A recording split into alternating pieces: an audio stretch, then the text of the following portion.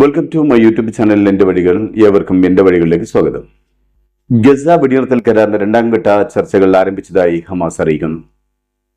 അതേസമയം ഇസ്രായേൽ രണ്ടാം ഘട്ട വെടിനിർത്തൽ കരാറിനെ കുറിച്ച് സംസാരിക്കാൻ തങ്ങളുടെ പ്രതിനിധികളെ ഖത്തറിലേക്ക് അയക്കാൻ തയ്യാറെടുക്കുന്നതായും പറയുന്നു. ഇതിനിടയിൽ പിശാച് ബാധിതനായ ബെഞ്ചമിൻ നെതന്യാഹു ലോകതമ്പ്രാനായ ഡൊണാൾഡ് ട്രംപിനെ കാണാൻ അമേരിക്കയിലെത്തുന്നു. അമേരിക്കൻ ഭീമന്റെ കൂടെ വംശഹത്യാ ഭീകരണം കൂടിച്ചേർന്നപ്പോൾ ലോകം തന്നെ തങ്ങളുടെ കൈ ഈ കുമ്പിൽ ഒതുക്കാമെന്ന വ്യാമോഹത്തിലായി രണ്ടുപേരും. ആ പ്രഖ്യാപനമാണ് ഇപ്പോൾ ട്രംപ് നടത്തിയത്. അമേരിക്കൻ പ്രസിഡന്റ് ഡൊണാൾഡ് ട്രംപ് പറഞ്ഞത് അമേരിക്ക ഗസ സ്ട്രിപ്പ് പിടിച്ചെടുക്കാൻ തയ്യാറാണെന്നും അതിന് വേണമെങ്കിൽ അമേരിക്കൻ സൈന്യത്തെ ഉപയോഗിക്കുമെന്നുമാണ്. ലോകത്തിലെ ഏറ്റവും വലിയ ജനാധിപത്യ രാജ്യമായ, ഏറ്റവും വലിയ സൈന്യശക്തി എന്ന് വിശേഷിപ്പിക്കാവുന്ന രാജ്യമായ അമേരിക്കയുടെ നേതാവാണ് ഇത്തരത്തിൽ വംശവരിമുത്ത കാട്ടാളിനെ പോലെ സംസാരിക്കുന്നതെന്ന് ഓർക്കണം. 1948 ഫലസ്തീൻ എന്ന രാജ്യത്തെ പകുത്ത് ഒരു പാതിയിൽ സയനിസ്റ്റ് ഭീകരർക്ക് കുടിയേറി പാർക്കാൻ അവസരമൊരുക്കി അതേ അമേരിക്ക തന്നെയാണ് ഇന്ന് ഗസൻ ജനതയെ അവരുടെ മണ്ണിൽ നിന്നും നാടുകടത്തണമെന്ന് ആവശ്യപ്പെടുന്നത്. താൻ അധികാരത്തിലെത്തുമ്പോൾ എല്ലാ യുദ്ധങ്ങളും അവസാനിപ്പിക്കുമെന്ന് ഭീംലക്കിയ അതേ നേതാവ് തന്നെയാണ് ഗസൻ മണ്ണിൽ നിന്നും അവിടുത്തെ ജനതയായ ഫലസ്തീനികളെ ആക്കിയിറക്കി ആ ഭൂപ്രദേശം പിടിച്ചെടുക്കുമെന്ന് വീമ്പിളക്കുന്നത്. യുദ്ധം അവസാനിപ്പിച്ച മേഖലയിൽ സമാധാനം കൊണ്ടുവരുമെന്ന് കരുതിയ സമാധാനകാംക്ഷികളായ ലോക ജനതയ്ക്ക് തെറ്റുപറ്റി. അമേരിക്കൻ പ്രസിഡന്റിന്റെ പ്രസ്താവനയെ അമേരിക്കൻ ചേരിയിലുള്ള രാഷ്ട്രങ്ങൾ പോലും നിശിതമായി വിമർശിക്കുന്നുണ്ട്. പലരും അദ്ദേഹത്തെ വംശീയ ഉന്മൂലകൻ എന്ന് തന്നെയാണ് വിശേഷിപ്പിക്കുന്നത്. അതേസമയം ഹമാസിന്റെ നേതാക്കൾ പറഞ്ഞത് ട്രംപിന്റെ പ്രസ്താവന മേഖലയിൽ കൂടുതൽ സംഘർഷങ്ങളും കുഴപ്പങ്ങളും സൃഷ്ടിക്കുന്നതിന് വേണ്ടിയാണെന്നാണ്. ഹമാസ് വീണ്ടും വീണ്ടും ആവർത്തിക്കുന്നത് ഇസ്രായേലിന്റെ അധിനിവേശവും ഫലസ്തീനികൾക്ക് നേരെയുള്ള ആക്രമണവും അവസാനിപ്പിക്കണമെന്ന് തന്നെയാണ്.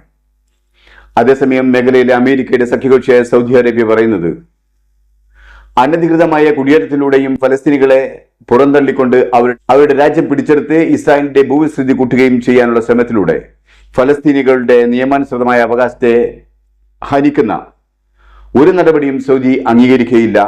ആ പദ്ധതികളെ സൗദി തള്ളിക്കളയുന്നുവെന്നാണ്. ഫലസ്തീന് പുറത്ത് ഫലസ്തീനികളെ കുടിയിരുത്തുക എന്ന ട്രംപിന്റെ പരാമർശത്തെ അധികരിച്ചുകൊണ്ട് ഫലസ്തീന്റെ UN പ്രതിനിധി ഐക്യരാഷ്ട്രസഭയിൽ പ്രതികരിച്ചത് ഇപ്രകാരമായിരുന്നു. ഫലസ്തീനികളെ നാടുകടത്തുക എന്ന ട്രംപിന്റെ ആശയം മുൻപേ ഈജിപ്തും ജോർദാനും തള്ളിക്കളഞ്ഞതാണ്. കൂടാതെ Saudi Arabia, Egypt, Qatar, UAE, Jordan, ഫലസ്തീൻ എന്നീ രാജ്യങ്ങളിലെ മന്ത്രിമാർ ഗസ സ്ട്രിപ്പിൽ നിന്നും ഫലസ്തീനികളെ പുറന്തള്ളുന്നത് അംഗീകരിക്കില്ലെന്നും ആ ആശയം തള്ളിക്കളയുന്നതായും അസന്നിഗ്ധമായി പ്രഖ്യാപിച്ചതാണ്. ഗസ മുൻപ് അത് ഞങ്ങളുടെ രാജ്യമാണ്, അത് ഞങ്ങളുടെ ജന്മഗേഹമാണ്, അത് ഫലസ്തീനികളുടെ ജീവിതത്തിന്റെ ഭാഗമാണ് എന്നാണ് അദ്ദേഹം കൂട്ടിച്ചേർത്തത്. വികാരാധീനനായിരുന്നു ഫലസ്തീൻ പ്രതിനിധി ഐക്യരാഷ്ട്രസഭയിലെ റഷ്യൻ അംബാസിഡർ ട്രംപിന്റെ മണ്ടൻ ആശയത്തെ പാടെ തള്ളിക്കളഞ്ഞുകൊണ്ട് പറഞ്ഞത് ഇപ്രകാരമാണ്. ലോക സമൂഹം ട്രംപിന്റെ ഈ ആശയം അഥവാ ഫലസ്തീനികളെ നിർബന്ധപൂർവ്വം നാടുകടത്തുക എന്ന ആശയം ആഗ്രഹിക്കുന്നില്ല. ആരെയെങ്കിലും എവിടെയെങ്കിലും നിർബന്ധപൂർവ്വം പുനരധിവസിപ്പിക്കാൻ അമേരിക്കയ്ക്ക് കഴിയില്ല. അതവരുടെ നിലപാടിനോട് കാണിക്കുന്ന അനീതിയാണ്. വെറും വികാരത്തിന് അടിമപ്പെടുന്ന ഒരു നേതാവിന്റെ വാക്കുകൾ തന്നെയായിരുന്നു ട്രംപ് സ്ഥാനാരോഹിതനാകുമ്പോൾ നമ്മൾ കേട്ടത്. അദ്ദേഹം പറഞ്ഞതിന്റെ തുടർച്ച തന്നെയാണ് നമ്മളിപ്പോൾ കേട്ടുകൊണ്ടിരിക്കുന്നത്. ഗസ ഇസ്രായേൽ വെടിനിർത്തൽ കരാറിന് മുൻകൈയെടുത്ത രാജ്യമെന്ന നിലയിൽ അമേരിക്കയുടെ ഭാഗത്തു നിന്നും ഒരിക്കലും കേൾക്കാൻ പാടില്ലാത്ത വാക്കുകളായിരുന്നു അന്ന് നമ്മൾ കേട്ടത്. വെടിനിർത്തലിന്റെ രണ്ടാം ഘട്ടം സുഗമമാവില്ല എന്നതായിരുന്നു ട്രംപ് പറഞ്ഞത്. അതുതന്നെയാണ് ട്രംപ് ഇപ്പോൾ ആവർത്തിക്കുന്നത്. ലോകം കരുതിയത് ഇസ്രായേൽ കരാറിൽ നിന്ന് പിന്മാറുമെന്നാണ്. എന്നാൽ ഇപ്പോൾ അമേരിക്ക അത്തരത്തിലൊരു സാഹചര്യം ഒരുക്കി കൊടുക്കുകയാണ് ചെയ്തിരിക്കുന്നത്. പേ പിടിച്ച പട്ടിക്ക് വീണ്ടും പേവിഷം കുത്തിവെക്കുകയാണ് അമേരിക്ക ട്രംപിന്റെ വാക്കുകളിലൂടെ ചെയ്തിരിക്കുന്നത്. അതുകൊണ്ട് തന്നെയാണ് ഹമാസ് പറയുന്നതും ട്രംപ് മേഖലയെ കൂടുതൽ കത്തിക്കാൻ ശ്രമിക്കുകയാണെന്ന്.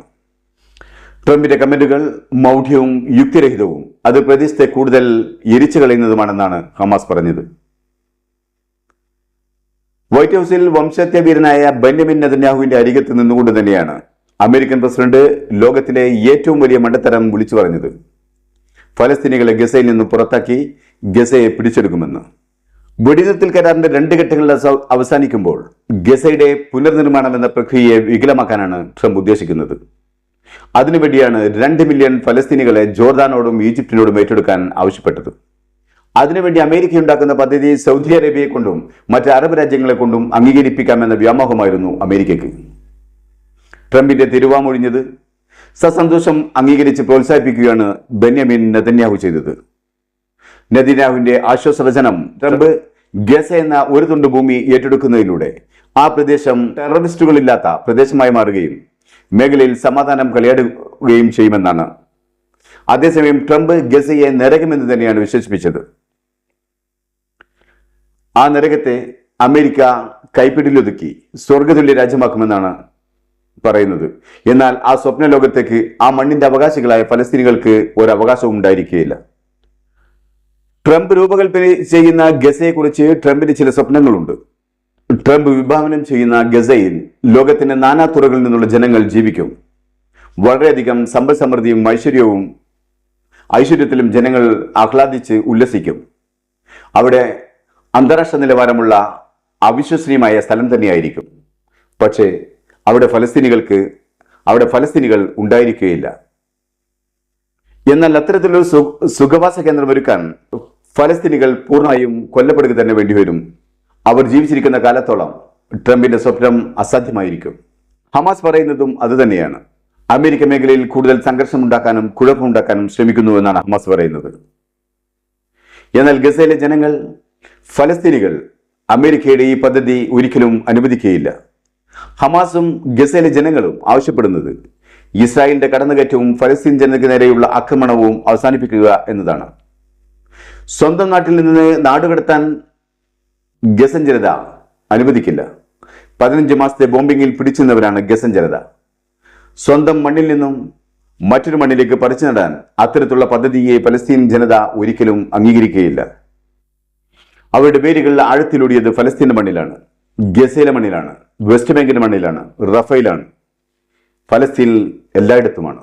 നമുക്ക് മുന്നിൽ ക്യൂബയുടെയും വിയറ്റ്നാമിന്റെയും ചരിത്രം തെളിഞ്ഞു തന്നെ നിൽക്കുമ്പോൾ ഈ കൊച്ചു ഫലസ്തീനും അമേരിക്കയ്ക്ക് മുന്നിൽ പതറില്ല എന്ന് പ്രതീക്ഷിക്കാം. അടിച്ചമർത്തപ്പെടുന്നവരെ കൂടെ അടിമത്തം ആഗ്രഹിക്കാത്ത ലോകമുണ്ടാകുമെന്ന് പ്രതീക്ഷിക്കാം. 15 മാസത്തെ അധിനിവേശം ചെറുത്തവർക്ക് 15 കൊല്ലത്തെ ചെറുത്തുനിൽപ്പും സാധ്യമാവാതിരിക്കില്ല.